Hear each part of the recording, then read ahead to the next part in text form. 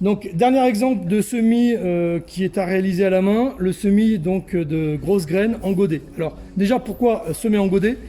C'est quand on va créer, produire des jeunes plants, en une seule étape, on va avoir une plante qui va être prête par la suite à la vente directement dans son contenant.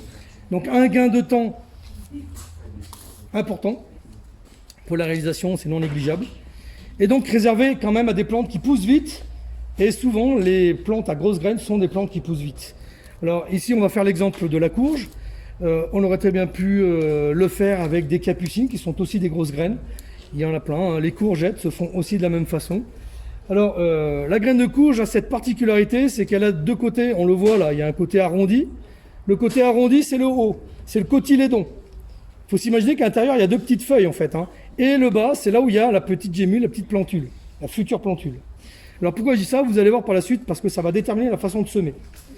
Donc, comme c'est une opération de semis de grosses graines, on va les faire donc directement en godet. Tout simple, on remplit ces godets à ras-bord, comme quand on fait un empotage traditionnel. Ici, j'ai prévu un conditionnement en clayette, ça aurait très bien pu être en plaque de culture.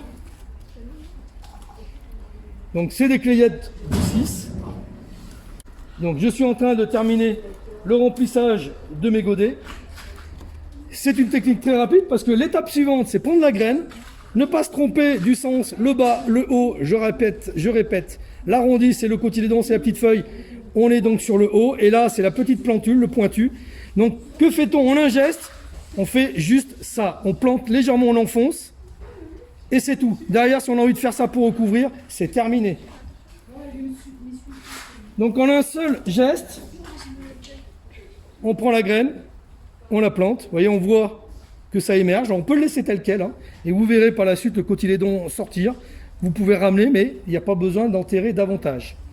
Alors pour ceux qui ne se souviennent pas du sens, mais c'est là où on voit effectivement la méconnaissance technique, il y en a qui, parce qu'ils ont le doute, les sèment sur le côté. Oui, en semant comme ça, on n'a aucune crainte de se tromper.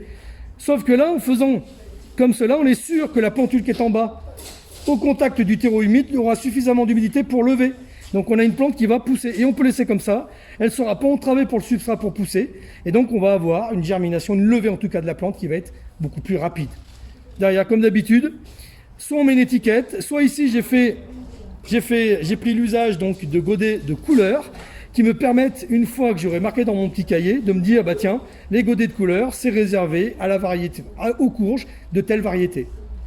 Voilà aussi le pourquoi, en même temps, on est amené quelquefois à utiliser des godets de couleur. Ça permet, imaginez, on fait la même chose sur des tomates. Alors les tomates ne se sèmeront pas en godet, mais vont être repiquées en godet. Pas de questions?